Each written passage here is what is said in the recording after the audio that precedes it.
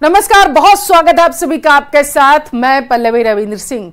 NEET paper leak मामले में CBI का एक बड़ा एक्शन देखने को मिला। सीबीआई ने मामले में पहली गिरफ्तारी की। सीबीआई टीम ने पूछताछ के बाद आरोपी मनीष प्रकाश को भी गिरफ्तार कर लिया है।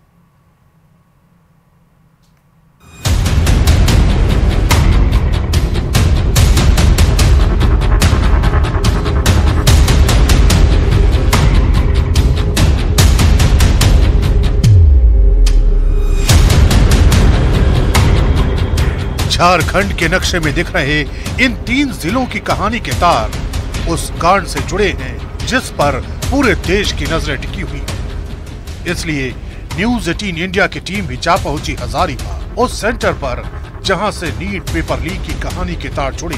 दावा किया जा रहा है कि प्रश्न पत्र जिस कुरियर कंपनी से हजारीबाग तक पहुंचे उसकी सर्विस में लापरवाही बरती गई, लिहाजा हम भी सच की तलाश में उस कुरियर कंपनी के दरवाजे तक पहुंच गए।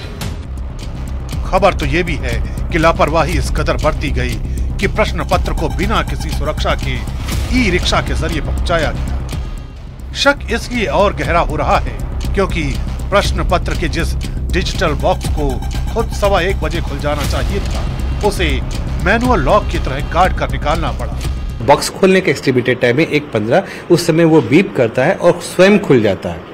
इस बार हम लोग भी वही वेट कर रहे थे कि वो स्वयं खुल जाएगा, ना बीप की आवाज आई ना खुला। 5 सेंटर्स मेरे अंडर में थे, 5 सेंटर्स में एग्जैक्टली यही चीज हुआ। तो हम लोगों ने एनटीए को इन्फॉर्म किया कि इस तरह का ना कोई बीप की आवाज आई ना लॉक खुला। तब हम लोग को मालूम हुआ कि सारे जगह से ये कंप्लेंट्स आ रहे हैं और एनटीए ने हम लोगों को गाइड किया कि जो कटर उन्होंने प्रोवाइड किया है उसी से उस लॉक को भी डिजिटल लॉक को भी कट कर दिया जाए। और जो कट करना थोड़ा सा मुश्किल था, हम लोगों ने कट किया और फिर एग्जाम सुचारू रूप से चलाए।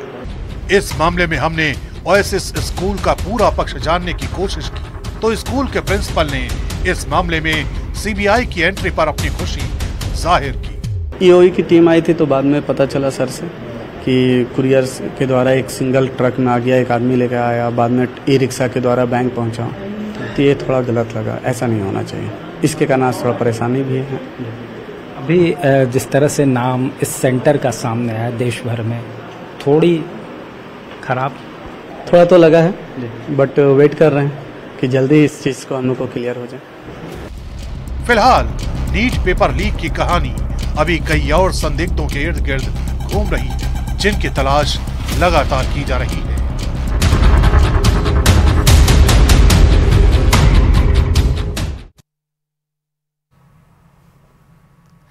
नेपाल में जहां बारिश ने तबाही मचाना शुरू कर दिया है, तो वहीं दिल्ली एनसीआर में लोगों को गर्मी से राहत मिल चुकी है।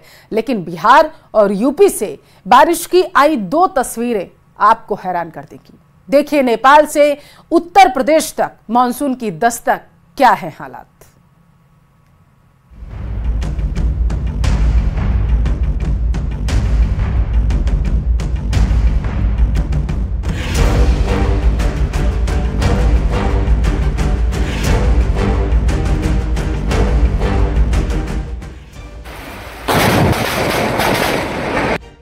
नेपाल में तबाही का मॉनसून।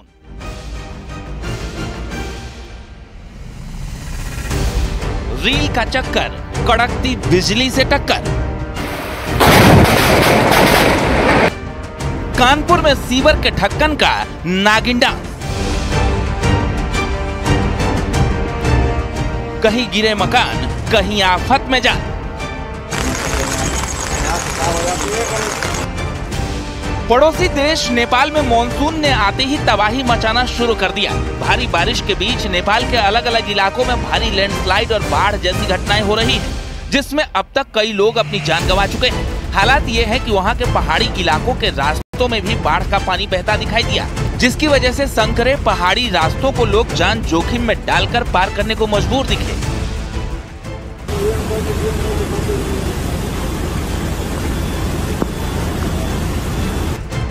तो वहीं लगातार हो रही बारिश की वजह से कई इलाकों में लैंडस्लाइड हुआ, जिसमें कई घर तबाह हो गए। आमतौर पर नेपाल में मॉनसून 13 जून को आता है और 23 सितंबर तक रहता है, यानी अभी तो नेपाल में बारिश अपने शुरुआती दौर में है और अगले 3 महीने तक वहां लगातार बारिश होना बाकी है। लेकिन नेपाल में अभी से हालात इतने बदतर दिखाई दे रहे हैं कि हर दिन बारिश और लैंडस्लाइड जैसी घटनाओं की वजह से नेपाल में लोगों की मौत हो रही है और प्रशासन की व्यवस्था भी नाकाफी साबित हो रही है। बिहार से एक दिल दहला देने वाला वीडियो सामने आया। वीडियो में बारिश के समय आसमान से बिजली गिरती दिखाई दी। दरअसल मानसून की बारिश के दौरान सीतामढ़ी में एक लड़की छत पर वीडियो बनाने पहुंच गई। जैसे ही उस लड़की ने वीडियो बनाना शुरू किया, वहां धमाकेदार आवाज के साथ अचानक बिजली गिरी, जिसकी वजह से वो लड़की डरकर वहां से भाग गई और उसके मोबाइल कैमरे में बिजली गिरने की पूरी घटना रिकॉर्ड हो गई।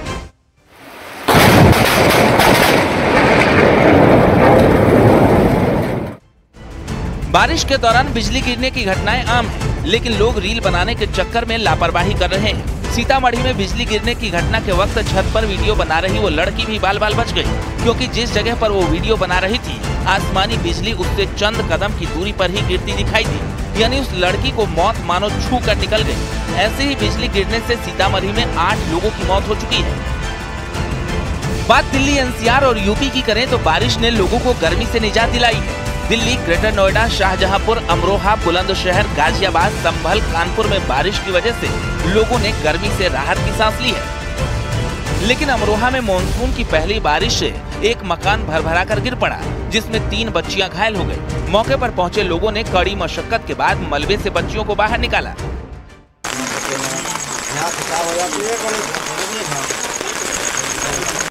कानपुर में बारिश के बाद अजब नजारा देखने को मिला है। यहाँ पर सीवर का एक ढक्कन डांस करता हुआ दिखाई दिया।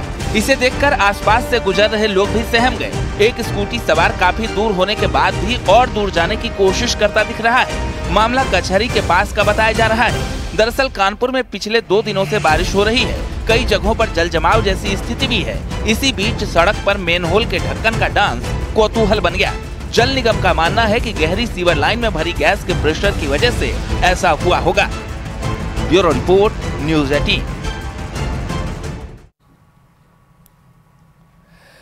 राजस्थान में सक्रिय हुआ मानसून अब चौतरफा बरसने को बेताब हो चुका है। कई इलाकों में झमाझम बारिश से सड़कें दरिया बन चुकी हैं। मौसम विभाग ने अगले 24 घंटे में 6 जिलों में भारी बारिश और 4 जिलों में तेज बारिश का अलर्ट जारी कर दिया है।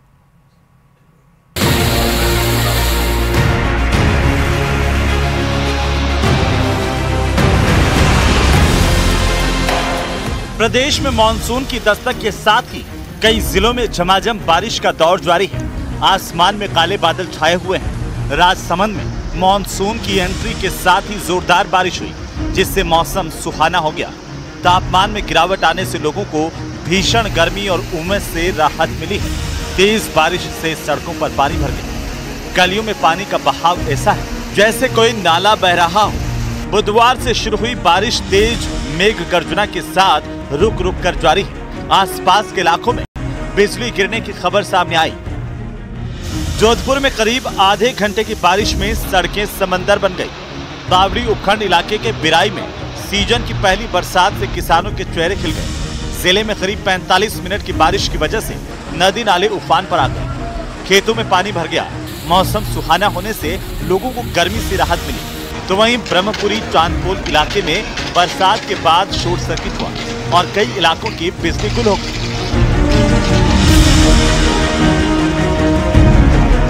तो वहीं अलवर जिले के टहला क्षेत्र के डेरा, बाछड़ी, जयसिंहपुरा, बामनवास, चौगान, दुमेडा गांव में तेज बारिश हुई है। बरसात से डेरा गांव का महात्मा गांधी इंग्लिश मीडियम विद्यालय दरिया बन गया। दरअसल तेज बारिश के चलते डेरा में पुलिया के आसपास बना एनीकट छलक गया। तेज बारिश के चलते पहाड़ से आया पानी खेतों में होता हुआ ओवरफ्लो होकर महात्मा गांधी उच्च प्राथमिक विद्यालय के पीछे से खिड़कियों से होता हुआ स्टाफ रूम तक आ गया। प्रधानाध्यापक और स्टाफ रूम के कमरे में तो झरने की तरह पानी चलता रहा। ऐसे में बेबस स्टाफ बहते पानी के बीच ही काम करता रहा। उधर कोचिंग नगरी कोटा में बारिश और तेज आकाशीय बिजली की गड़गड़ाहट से लोग सहम उठे। शहर से लेकर ग्रामीण इलाकों तक बिजली गुल हो गई। हालांकि दिन भर उमस और गर्मी के बाद बारिश की वजह से राहत जरूर मिली। सड़कों पर पानी भर गया, नाले ओवरफ्लो हो गए। इसके साथ ही नगर निगम के इंतजामों की पोल खुल गई। आगामी 2-3 दिनों में पूर्वी राजस्थान के कुछ और भागों में मानसून के आगे बढ़ने के लिए कंडीशंस फेवरेबल है। बारिश की यदि बात करें तो पूर्वी राजस्थान के अनेक भागों में आगामी 4-5 दिन बारिश की गतिविधियां जारी रहेंगी।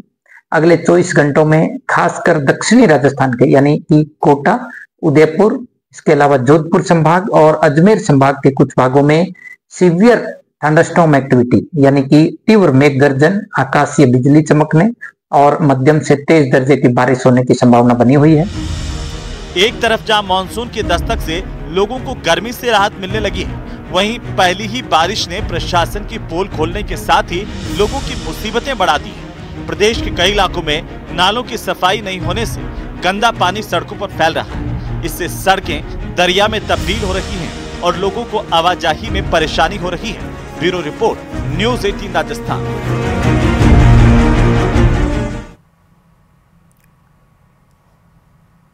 भीषण गर्मी हो या फिर कड़कड़ाती ठंड, सड़क पर तैनात ट्रैफिक पुलिस कर्मियों को परेशान नहीं होना पड़ेगा, क्योंकि यूपी सरकार ने ट्रैफिक पुलिस कर्मियों को एसी हेलमेट पहना दिया है।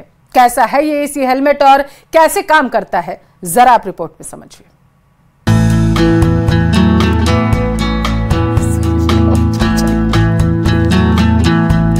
एसी वाला हेलमेट, जी हाँ, अगर आप बाइक चलाते हैं तो सोचिए अगर एसी वाला हेलमेट आपके पास हो तो भीषण गर्मी में आपको कितनी राहत मिलेगी। यूपी पुलिस ने अपने ट्रैफिक पुलिस कर्मियों को एसी वाला हेलमेट देकर उन्हें चिलचिलाती धूप और कड़कती ठंड से बचने के लिए बेहतरीन तरीका अपनाया है। लखनऊ में खुद सीएम योगी आदित्यनाथ ने इसकी शुरुआत की। ट्रैफिक पुलिस कर्मियों को एसी वाला हेलमेट पहनाया। तो भीषण गर्मी होती है, लू चल रहा होता है, तब ट्रैफिक पुलिस चौराहे पर खड़ी होकर के लोगों को यातायात की बेहतर सुविधा प्रदान करती है और उस बेहतर सुविधा के साथ उन्हें बहुत बार हम देखते हैं कि ट्रैफिक पुलिस के जवान यातायात को सुव्यवस्थित करते करते वहीं पे बेहोश हो जाते थे, किसी के साथ कैजुअल्टी हो जाती है। यह एयर कंडीशन जो हेलमेट है, यह उसकी कुछ हद तक मदद करने में सहभागी बनेगा। कानपुर पुलिस का यह अभिनव प्रयास एक सराहनीय प्रयास है। मैं इसके लिए यूपी पुलिस को और कानपुर कमिश्नरेट को इसके लिए हृदय से बधाई देता हूं।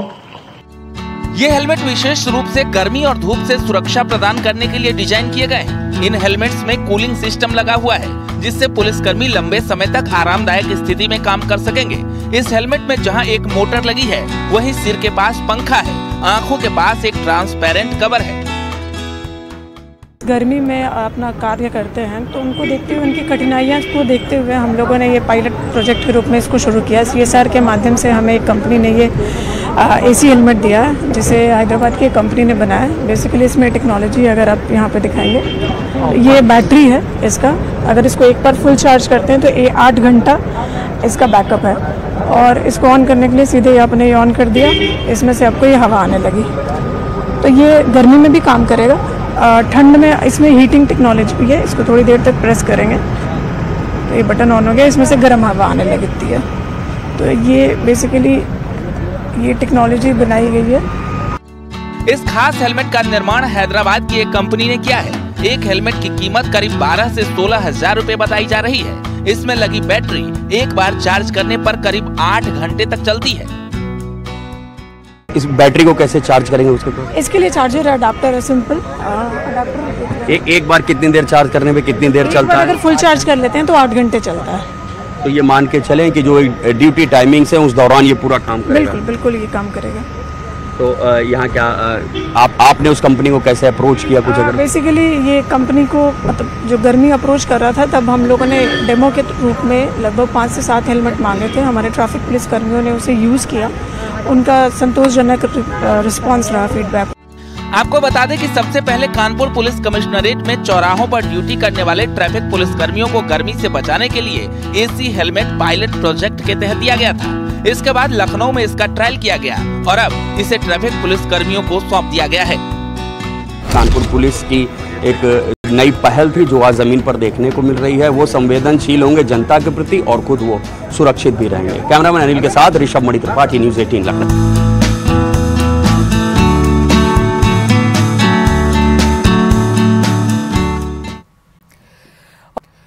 और अब से कुछ ही देर में भारतीय टीम का सामना इंग्लैंड से होगा। इस मैच में बारिश के आसार हैं और अगर बारिश की वजह से मैच रद्द होता है तो भारत का फाइनल का टिकट पक्का माना जा रहा।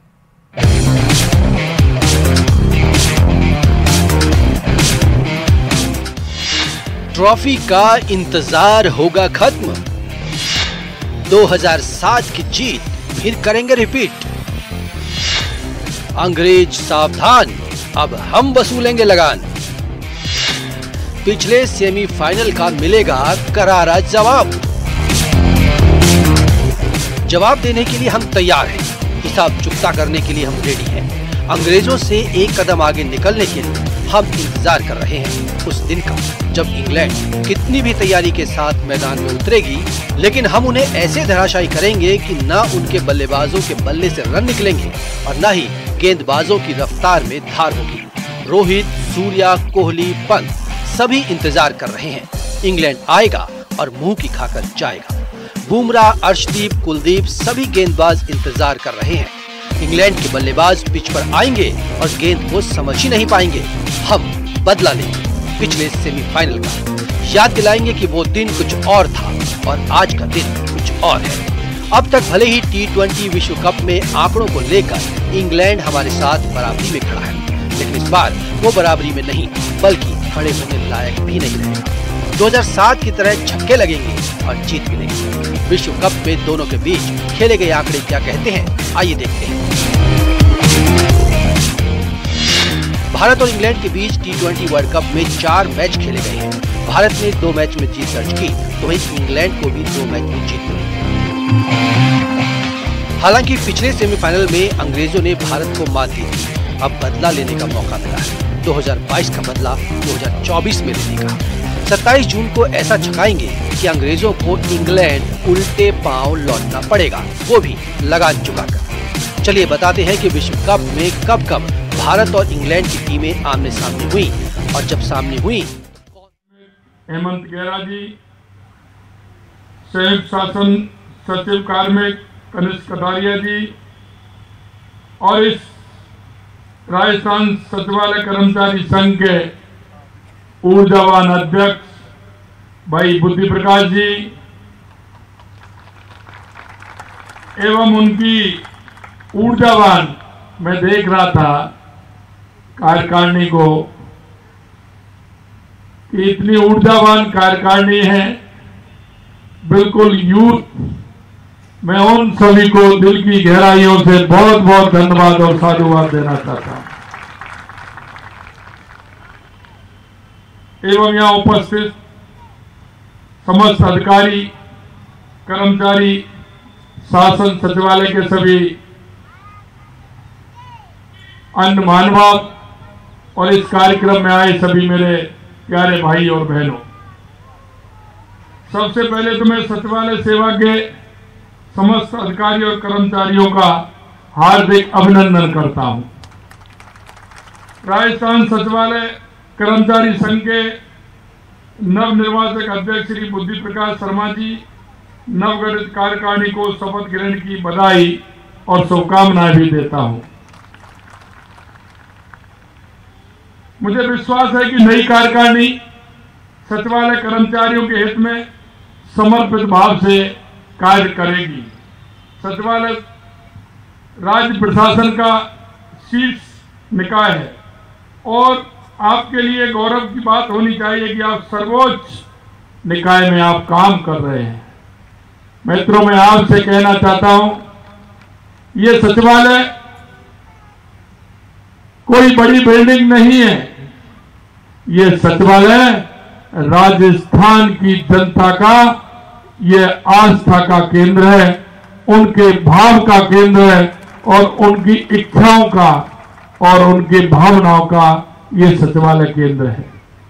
पूरे प्रदेश में जो दूर दराज में रहने वाला हर कर्मचारी, हर वो व्यक्ति जिसको इस सचिवालय से कोई भी काम की आशा और उम्मीद रहती है, ऐसे वो कर्मचारी, अधिकारी और जन इस सचिवालय को जिस भाव से देखते हैं वो आप सभी जानते हैं। मैं इतना कहना चाहता हूं, मैंने पिछली बार भी कहा था, लोग इस सचिवालय को देख नहीं पाते, लोग इस सचिवालय के बारे में सुनते हैं, लेकिन आप सभी बहुत ही सौभाग्यशाली व्यक्ति हैं कि इस सचिवालय के अंदर रह करके काम करते हैं। आप सभी बहुत ही सौभाग्यशाली हो। और यहां वक्त है एक छोटे से ब्रेक का। ब्रेक के उस पार आप देखिए मारो राजस्थान।